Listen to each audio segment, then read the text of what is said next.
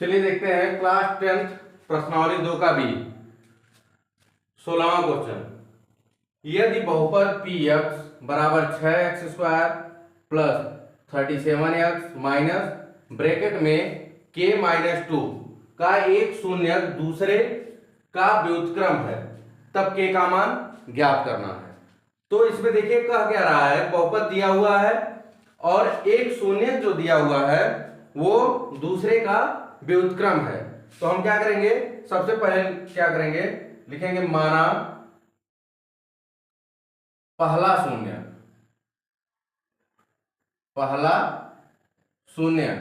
बराबर, इसको हम मान लेते हैं अल्फा, कुछ भी मान सकते हैं, हम यहां मान लेते हैं अल्फा। और दूसरा शून्य कह रहा है, दूसरा शून्य जो है पहले का व्युत्क्रम है, तो दूसरा शून्य क्या हो जाएगा, 1/अल्फा हो जाएगा। इसका उल्टा है तो इसके बटे 1, उल्टा करेंगे तो 1/अल्फा हो जाएगा। अब इसके बाद देखिए कह रहा है k का मान ज्ञात करना है, k का मान ज्ञात करना है। तो k देखिए यहां हो जाएगा a बराबर 6, b बराबर 37 और c बराबर -k-2। इस तरीके से हमको k का मान ज्ञात करना है, तो ये c के जगह पे है। और c का जो फार्मूला होता है, c किस में आता है, शून्यकों के गुणनफल में आता है। तो हम निकालेंगे शून्यकों का गुणनफल, शून्यकों के गुणनफल में आता है क्या, c/a, ये फार्मूला होता है।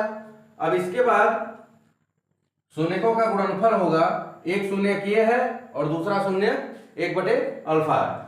तो इसको हम क्या करेंगे, अल्फा इंटू 1/अल्फा इज इक्वल टू c के जगह पे c का मान कितना होगा, ये हो जाएगा माइनस ब्रैकेट में k-2 बाई a होता है, a की जगह पे क्या है 6, तो इसको हम रख लेंगे।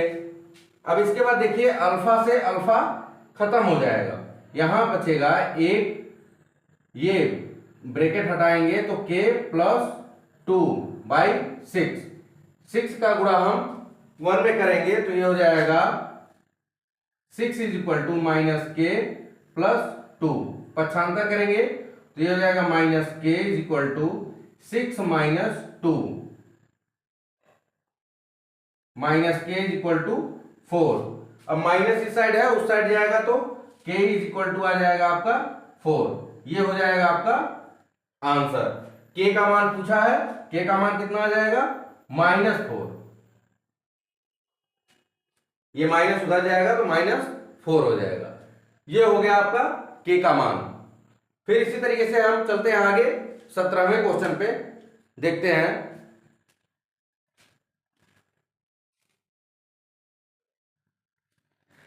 चलिए देखिए 17वां क्वेश्चन दिया हुआ है, यदि बहुपद x² - 1 के शून्यक अल्फा तथा बीटा हो तब अल्फा प्लस बीटा का मान होगा। ये बहुपदीय प्रश्न यहां से शुरू हो रहे हैं। तो बहुपद दिया हुआ है और इसके शून्यक अल्फा और बीटा है, अल्फा प्लस बीटा का मान ज्ञात करना है। सबसे पहले हम क्या करेंगे, यहां लिखेंगे 17वां क्वेश्चन सॉल्व करके बताते हैं हम आपको। x² - 1 ये दिया हुआ है, इसमें देखिए a बराबर क्या होता है, x² का गुणांक होता है, तो a बराबर 1 निकल गया। b बराबर क्या होता है, x का गुणांक होता है, जो कि इसमें x का गुणांक यानी x है ही नहीं, तो b बराबर क्या हो जाएगा, 0 हो जाएगा। और c बराबर होता है अचर पद, -1 दिया हुआ है, यानी a 1 हो जाएगा, इसका गुणांक 1 है, b नहीं है, c बराबर -1 है। अब अल्फा प्लस बीटा यानी शून्यकों का योगफल होता है, शून्यकों का योगफल बराबर होता है -b/a बराबर, अब b के जगह पे देखिए क्या है 0, तो 0/1 बराबर क्या आ जाएगा 0। अल्फा प्लस बीटा का मान क्या आ जाएगा 0 आ जाएगा। अब विकल्प में देखते हैं, 2 दिया है, 1 दिया है, -1 दिया है और 0 दिया है, तो हमारा विकल्प डी सही होगा। इसी तरीके से फिर 18वां क्वेश्चन दिया हुआ है, यदि बहुपद px is equal to 4x square minus 3x minus 7 के शून्यक अल्फा तथा बीटा हो, तब 1/अल्फा प्लस 1/बीटा बराबर होगा। किसके बराबर होगा? इसको भी सॉल्व करके देखते हैं। तो ये दिया हुआ है 4x square minus 3x minus 7। इसमें a बराबर x स्क्वायर का गुणन 4, b बराबर -3 और c बराबर -7 होगा। अब करना क्या है आपको कि सबसे पहले शून्यकों का योगफल निकालना है। तो शून्यकों का योगफल, शून्यकों का योगफल क्या होगा? योगफल alpha plus beta is equal to -b/a होता है। Alpha plus beta -b/a, b का मान कितना है? -2 है। यहां भी माइनस, यहां भी माइनस, तो प्लस हो जाएगा 3/a का मान 4। ये अल्फा प्लस बीटा का मान निकल गया। अब शून्यकों का गुणनफल भी निकाल लेते हैं। शून्यकों का गुणनफल,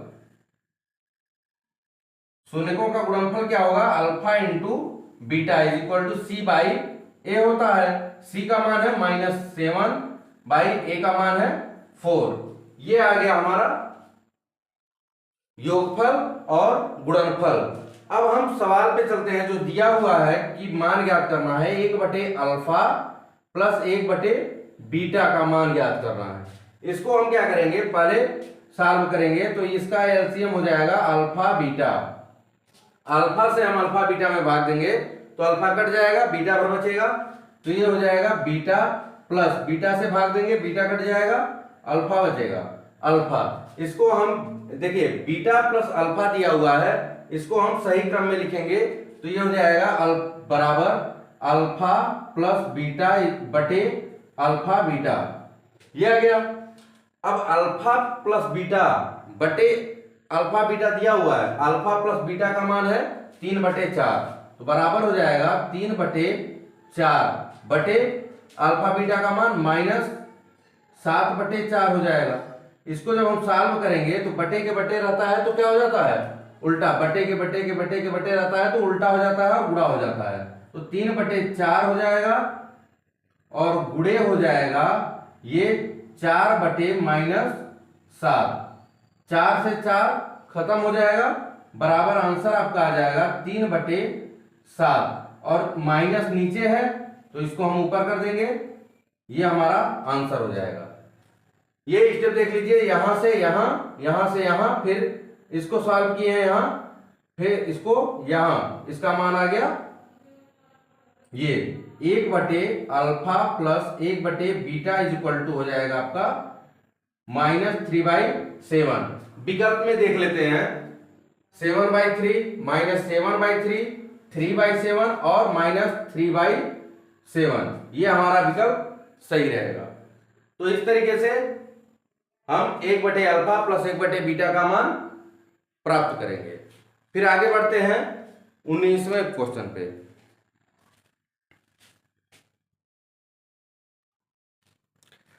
चलिए देखिए 19वां क्वेश्चन दिया हुआ है। द्विघात बहुपद px is equal to 4x square minus 4x plus 1 के शून्यकों का गुणनफल होगा।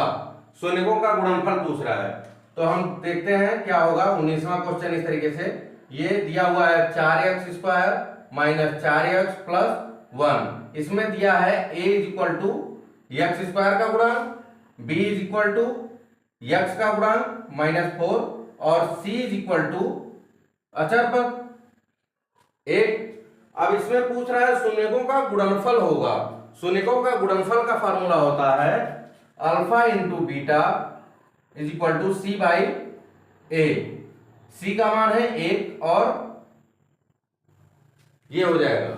तो इस तरीके से देखिए विकल्प में कहीं दिख रहा है ये -1 है, -1/4 है और 1/4। हमारा उत्तर आया है 1/4, यानी कि विकल्प नंबर सी सही होगा। फिर आगे बढ़ते हैं 20वें क्वेश्चन पे। 20वें क्वेश्चन में दिया हुआ है बहुपद x square minus 5x plus 6 के शून्यक हैं, जब शून्य निकालना होता है तो क्या करते हैं हम इसका गुणनखंड कर देते हैं।